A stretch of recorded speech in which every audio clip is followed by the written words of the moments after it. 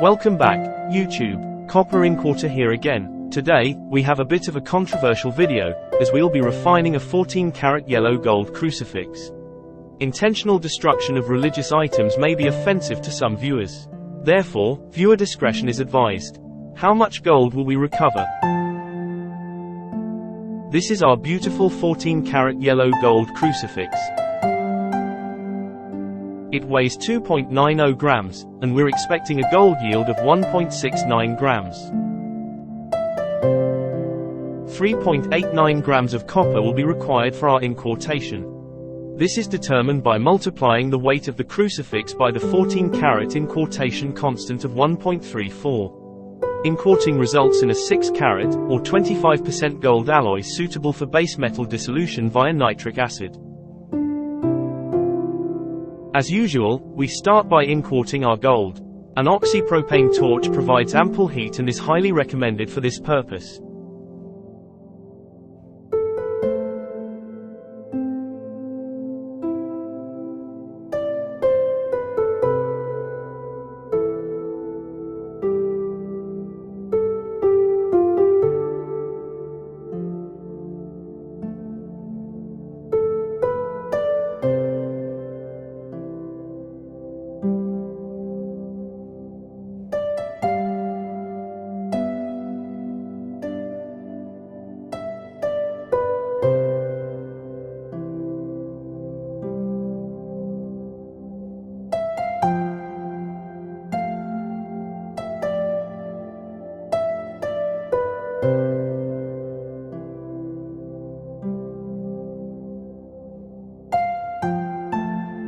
Using a graphite rod, we stir our gold alloy to an even consistency.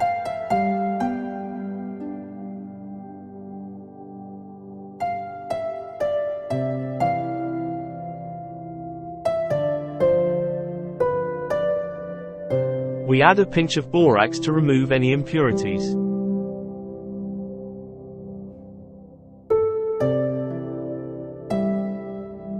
And we pour our gold alloy into water to form granules. These will allow for quicker base metal dissolution via nitric acid due to their increased surface area. Our inquartation is now complete, and we're ready to start dissolving base metals using dilute nitric acid used in a previous refining.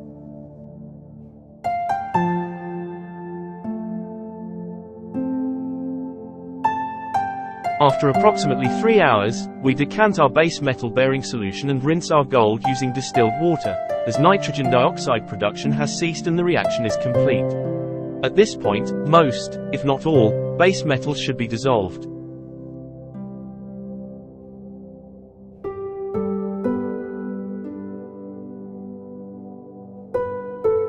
A second refining using dilute nitric acid is necessary to ensure complete base metal removal. If our nitric acid calculations in the previous refining were correct, there should be very little reaction.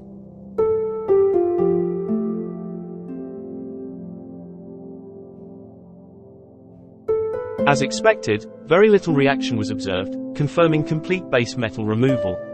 Since our nitric acid barely reacted, we decant and save it in a separate container to be used in a future refining, and we rinse our gold using distilled water.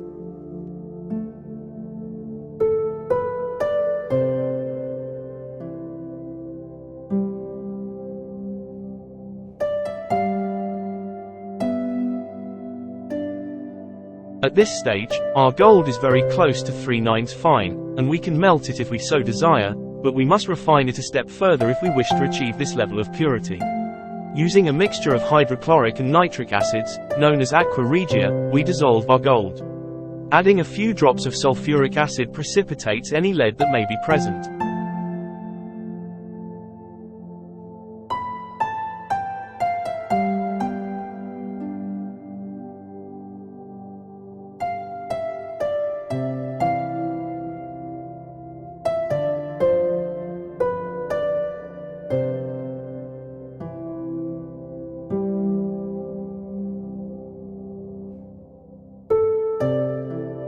Let's watch as our gold dissolves.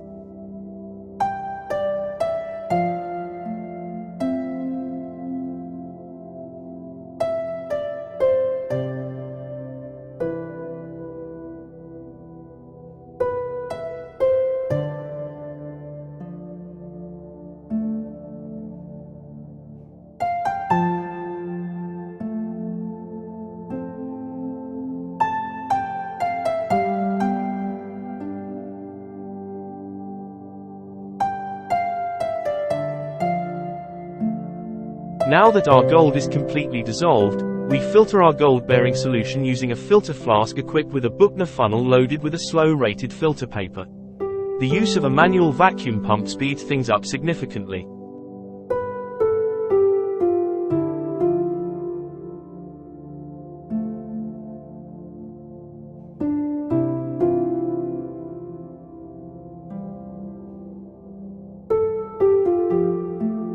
Next, we transfer our filtered gold-bearing solution to a clean beaker in preparation for gold precipitation.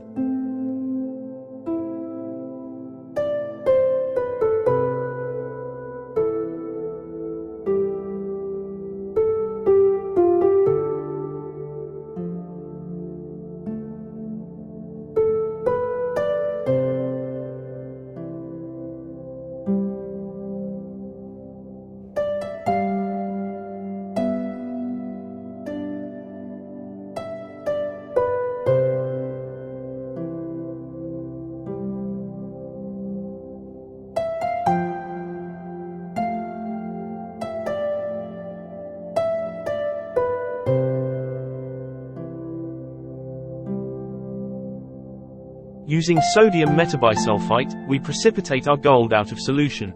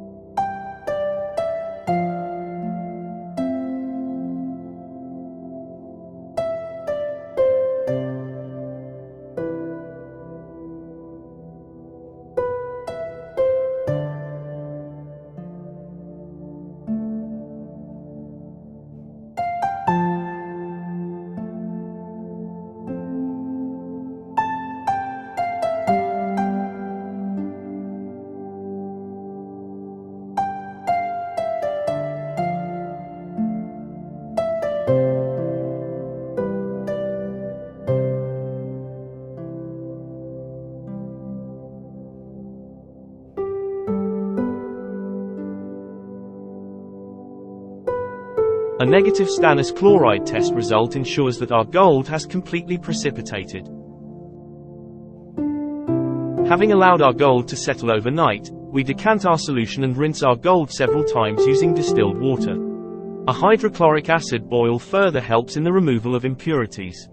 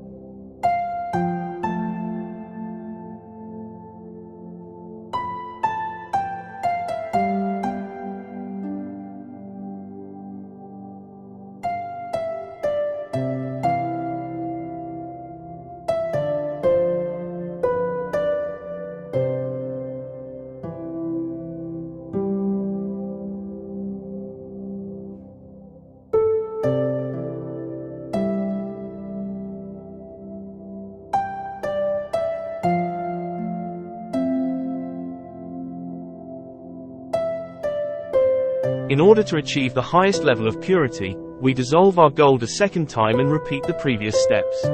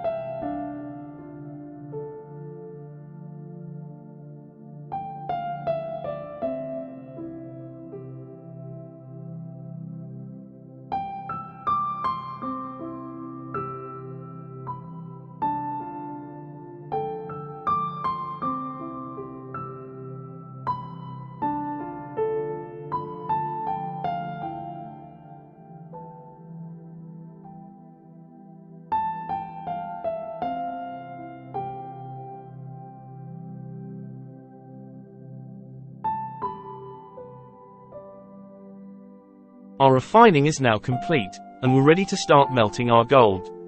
We transfer our gold powder to a seasoned melting dish.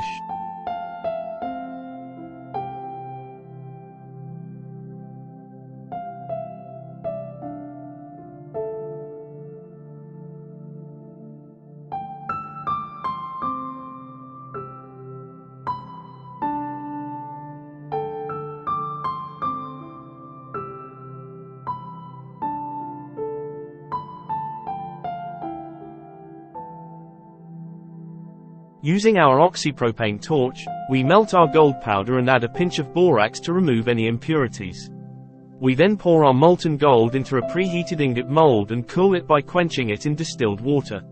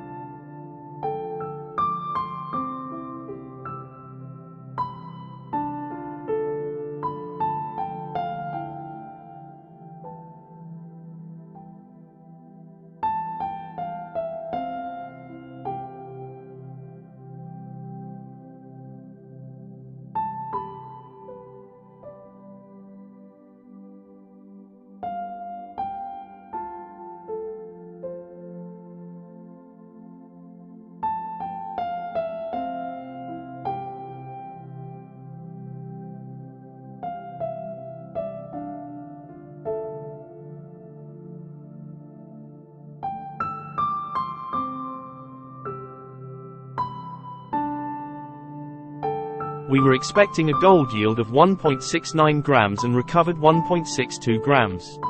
Once again, we achieved a good yield, and our gold looks fantastic.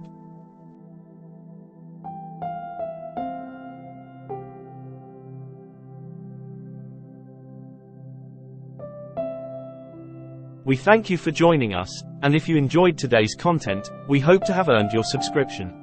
Your support helps tremendously in the making of these refining videos and is highly appreciated. Once again, thank you, and we'll see you next time.